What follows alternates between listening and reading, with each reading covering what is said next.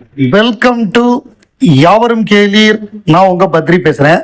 ஒரு துறையில வெற்றி பெற்றவங்க, ஒரு துறையில இருக்கிறவங்க வேற ஒரு துறையில வெற்றி பெற்றா அந்த துறையில உள்ள எல்லாருக்குமே ஒரு ஹாப்பி. இப்போ உதாரணத்துக்கு உலகநாயகன் கமலஹாசன் அவர்கள் ராஜ்யசபா எம்பியா 25ஆம் தேதி, இன்னைக்கு தேதி 23, நாளைக்கு ஒரு நாள் தான் கேப் இருக்கு, 25ஆம் தேதி பதவி ஏற்க போகிறார். அப்படிங்கிறது நம்ம எல்லாருக்குமே தெரிஞ்ச விஷயம்தான், இது ஒன்றும் தெரியாத விஷயம் கிடையாது. ஸோ அப்படி அவர் பதவி ஏற்பதை எல்லாருமே பாராட்டுறாங்க, திரையுலகத்தை சேர்ந்த எல்லாருமே பாராட்டுறாங்க. அதுல இப்ப லேட்டஸ்டா திரையுலகம் மட்டுமில்ல, அரசியல்ல உள்ள பல ஆட்கள், திருமாவளவன் மாதிரி நிறைய பேர் வந்து பாராட்டுறாங்க. இப்ப லேட்டஸ்டா என்ன அப்படின்னா, ஏபி இன்டர்நேஷனல், நம்ம எல்லாருக்குமே தெரியும். ஏபி இன்டர்நேஷனல் அப்படிங்கிறவங்க வெளிநாட்டு உரிமை வாங்கி படத்தை வியாபாரம் பண்றவங்க. அதுவும் முக்கியமா ராஜ்கமலுடைய படங்கள் எல்லாமே அவங்க தான். அது வந்து அமரனா இருக்கட்டும், விக்ரமா இருக்கட்டும், தக் லைஃபா இருக்கட்டும், அதுக்கு முன்னாடி படங்களா இருக்கட்டும், வெளிநாட்டு உரிமை அப்படின்னா அது ஏபி இன்டர்நேஷனல் மேக்சிமம் அவங்களுக்கு தான் கமல் கொடுப்பாரு. ஏபி இன்டர்நேஷனலுடைய ஓனர் சஞ்சய் வாத்வா, அவர் வந்து கேரளாக்காரர், ஒரு 35-40 வருஷமா இந்த ஃபீல்டில் இருக்காரு. இந்த ஏபி இன்டர்நேஷனல் அப்படிங்கிறது ஒரு மிகப்பெரிய கம்பெனியா வேர்ல்டு வைடா அவர் பண்றாரு. ஸோ அவர் வந்து நேரடியா வந்து நீங்க வந்து எம்பியா பதவி ஏத்துக்கிறீங்க, அதுக்கு என்னுடைய வாழ்த்துக்கள் அப்படின்னு சொல்லி அவர் வந்து வாழ்த்திட்டு போயிருக்காரு. ஏன்னா அவங்க தொடர்ந்து வியாபாரம் பண்றாங்க கமல் சாரோட. ரைட் ஃப்ரம் 80s காலகட்டத்திலேருந்தே கமல் சார் கூட சொன்னார், சஞ்சய் வாத்வா சாரை வந்து எனக்கு 80sலேருந்தே தெரியும், ஆரம்ப காலகட்டத்திலேருந்தே. ஏன்னா விக்ரமுடைய அந்த பெரிய விழா ஒன்று எடுத்தார், அதுல எல்லா டிஸ்ட்ரிபியூட்டர், தேட்டர் ஓனர்ஸ் எல்லாரையும் கூப்பிட்டு அந்த விருந்து வைக்கும் பொழுது சஞ்சய் வாத்வா வந்து வாழ்த்தினாரு, எனக்கு மிகப்பெரிய ப்ராஃபிட் கிடைச்சிருக்கு, அதுக்கு வந்து கமல் சாருக்கு நன்றின்னு சொல்லி வாழ்த்தினாரு. அப்ப வந்து சஞ்சய் வாத்வாவை பத்தி பேசும்பொழுது அவர் வந்து இந்த மாதிரி நிறைய நல்ல விஷயங்கள் சொன்னாரு, அவர் வந்து வாழ்த்தி இருக்காரு. ஸோ அது வந்து ரொம்ப மகிழ்ச்சியான விஷயம். கமலஹாசனை பொறுத்தவரைய 100க்கு 100 ஜெய்சங்கர் நடிச்ச படம் 1971 வந்த படம்.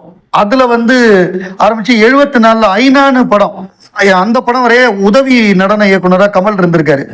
அப்ப கமல் என்னன்னா, வயசானவங்களுக்குலாம் இப்போ ஒரு ஏஜுக்கு அப்புறம் அவங்களெல்லாம் டான்ஸுக்கு கூப்பிட மாட்டாங்க. அதுவும் டிஸ்கோ டான்ஸ் மாதிரியான ஒரு டான்ஸ் அப்படின்னா கூப்பிட மாட்டாங்க. அப்ப கமல் என்ன பண்றாரு அப்படின்னா, அவர் வந்து பிளான் எப்படின்னா, அபூர்வ சகோதரர்கள் படம் எடுக்கும் பொழுது அவர் எப்பொழுதுமே நிறைய புது டெக்னாலஜி கொண்டு வருவார், புது பாடகரை இன்ட்ரடியூஸ் பண்ணுவார், நடன இயக்குனர், ஃபைட் மாஸ்டர், இப்படி வெவ்வேறு ஆட்களை அவர் இன்ட்ரடியூஸ் பண்ணிக்கிட்டே இருப்பார். அவரே வெவ்வேறு இயக்குநர்களால் அறிமுகப்படுத்தப்பட்டு வந்தவர் தானே. அப்படி அவர் இருக்கும் பொழுது, அவர் 16 வயசுல டான்ஸ் உதவியாளராக இருக்கும் பொழுது அவரை விட ரெண்டு மடங்கு வயசானவங்களோட இவர் ஸ்டெப்பு சொல்லி கொடுப்பாராம். அவங்களும் முகம் சொல்லிக்காம டான்ஸ் ஆடுவாங்களாம். ஒரு காலகட்டத்துக்கு அப்புறம் அவங்கள பார்த்து அவங்களை யாருமே கூப்பிடுறது இல்லை அப்படின்னு வந்த பொழுது, அப்ப என்ன பண்ணியிருக்காரு, அபூர்வ சகோதரர்களை வயசான ஆள்களை வச்சு நம்ம அந்த பாட்டு எடுக்கணும்னு சொல்லி அந்த வயசான சீனியர்ஸ் எல்லாம் கூப்பிட்டு அண்ணாத்தை ஆடுறாரு பாட்டு. அதுல பாத்தீங்கன்னா எல்லாம் நிறைய வயசான ஆட்கள் இருப்பாங்க. அவங்க எல்லாமே டான்ஸ் யூனியன்ல உள்ளவங்க, யாரும் சாதாரண நடிகர் கிடையாது. அவங்களுக்கு வாய்ப்பு தரணும், அவங்களுக்கு ஏதாவது ஒரு வேலை கொடுக்கணும். ஏன்னா சும்மா பணம் கொடுத்தோம்னா ஒரு கலைஞனுக்கு வந்து அது சும்மா கொடுத்தா அது ரொம்ப வருத்தமா இருக்கும், ஏதோ என்னடா நமக்கு வேலை கொடுங்கன்னு தான் கேட்பாங்க அவங்க. ஸோ அதற்காகவே அந்த பாட்டுல வந்து அண்ணாத்தை ஆடுறாருல, நான் இந்த பாட்டை நான் எடுத்தேன் அப்படின்னு சொல்லி கமல் சார் வந்து ரொம்ப ஹாப்பியா சொல்லியிருந்தாரு.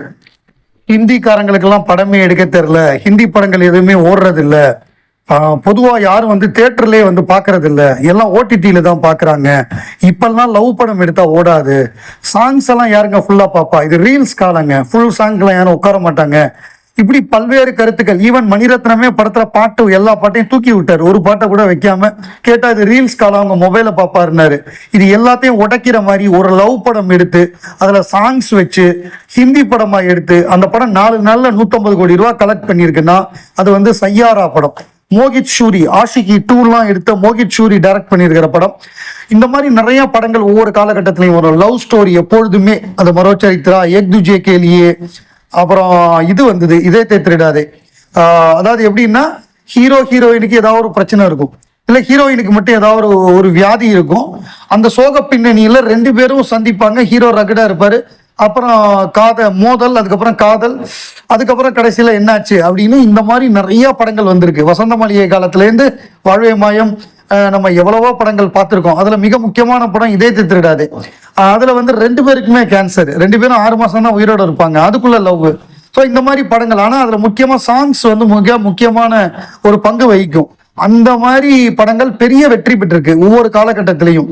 இந்த விண்ணை தாண்டி வருவாயெல்லாம் லவ் ஸ்டோரி தான், அது பெரிய ஹிட் ஆச்சு சாங்ஸோட.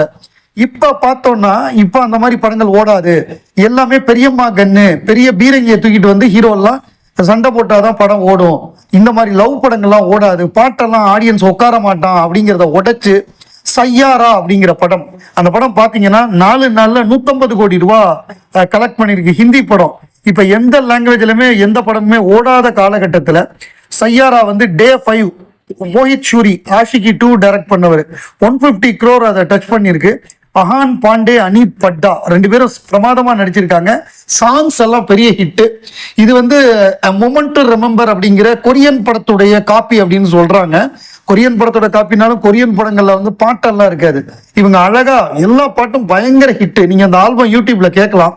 சையாராவுடைய ஆல்பம் பிரமாதமா இருக்கு. சாங்ஸ் எல்லாம் அவ்வளோ மெலோடியா அவ்வளோ பியூட்டிஃபுல்லா இருக்கு. ஹீரோ வந்து கம்போஸ் பண்றாரு, ஹீரோயின் வந்து ஒரு இலக்கியம் படித்த மாணவி, அவங்க வந்து லிரிக்ஸ் எழுதுற மாதிரி கதையை கரெக்டா கொண்டு வந்து பெரிய ஹிட் ஆக்கிட்டாங்க. பாருங்க, இந்த காலத்துல கூட ஒரு மியூசிக்கல் லவ் ஸ்டோரி ஹிட் ஆகுது பாருங்க. கன்னு வச்சுக்கிட்டு தான் படத்தை ஹிட் பண்ணணும்னு அவசியம் இல்லை அப்படிங்கிறத ப்ரூவ் பண்ணியிருக்காங்க திரும்ப ஒரு தடவை. பிரேக்கிங் பேட் அப்படிங்கிற சீரியஸ் உலகம் முழுவதும் எவ்வளவு பாப்புலர் அப்படிங்கிறது நம்ம எல்லாருக்குமே தெரியும். எப்படி காட்ஃபாதர் வந்து சினிமால வந்து ஒரு ஒரு பைபிள் மாதிரி இருக்கோ, அது மாதிரி வந்து வெப் சீரிஸ்னா அதுக்கு வந்து பைபிள் வந்து பிரேக்கிங் பேட் தான். அதை பார்த்து தான் பல்வேறு வெப் சீரிஸ் உருவாயிருக்கு. அந்த டைரக்டர், அந்த பிரேக்கிங் பேடு, பெட்டர் கால் சால் அதை எடுத்த டைரக்டர் வந்து இப்ப ஆப்பிள் டிவி பிளஸ்ல வந்து ஒரு வெப் சீரிஸ் பண்ண போறாரு. அதற்கான ப்ரமோ, அதுக்கான ட்ரெய்லர் சொல்லுவோம்ல, அது வந்து 25ஆம் தேதி ஜூலை 25 வரப்போகுது. அதுக்கு அது வந்து இது போட்டாங்க, கவுண்ட் டவுன் போட்டாங்க. இப்ப யூடியூப் போனீங்கன்னா ஆப்பிள் டிவி பிளஸோட சேனல் பாத்தீங்கன்னா கவுண்ட் டவுன் வந்துகிட்டே இருக்கு. 25க்கு வந்து இன்னும் 12 ஹவர்ஸ் இருக்கா, எவ்வளவு ஹவர்ஸ் இருக்குங்கிறத அது கவுண்ட் டவுன் வந்துகிட்டே இருக்கு. இன்னும் 2 நாள் இருக்கா, 48 ஹவர்ஸ் இருக்கு. அது வந்து அந்த கவுண்ட் டவுன் போயிட்டு இருக்கு. ஸோ ஆப்பிள் டிவியோட சேர்ந்து அவர் பண்றாரு. இதுல வந்து அதாவது எப்படின்னா, இது பார்த்துருந்தீங்கன்னா தெரியும், பெட்டர் கால் சால் பார்த்துருந்தீங்கன்னா அதுல ஹீரோயினா நடித்த ரியா சீஹான் பிரமாதமா நடிச்சிருப்பாங்க. எப்படி அந்த ஹீரோ நடிச்சாரோ இவங்க ஒருபடி மேலேயே நடிச்சிருப்பாங்க. எம்மி அவார்டெல்லாம் அவங்களுக்கு கிடைச்சது. அவங்க வந்து இதுல கதாநாயகியா நடிக்கிறாங்க.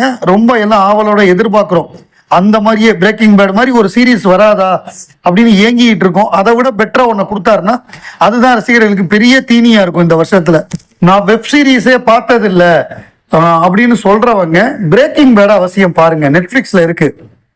அதான் முதல்ல வந்து ஸ்லோவா ஸ்டார்ட் பண்ணுங்க, எடுத்தோடனே பிரேக்கிங் பேட் பார்க்க வேண்டாம். ஏன்னா அது ஸ்லோ பர்னர். அதாவது நம்ம வந்து வேற விதமான கண்டென்ட் பார்த்து பழக்கப்பட்டிருப்போம்.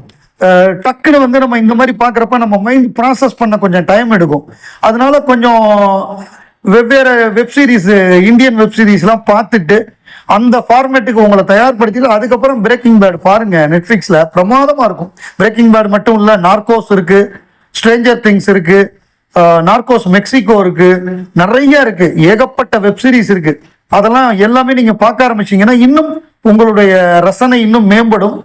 இன்னும் பெட்டரா உங்களுக்கு வந்து அந்த என்ன சொல்றது, நல்ல கண்டென்ட் நிறைய வேர்ல்டு வைடு இருக்கு, அதெல்லாம் பார்த்து என்ஜாய் பண்ணலாம்.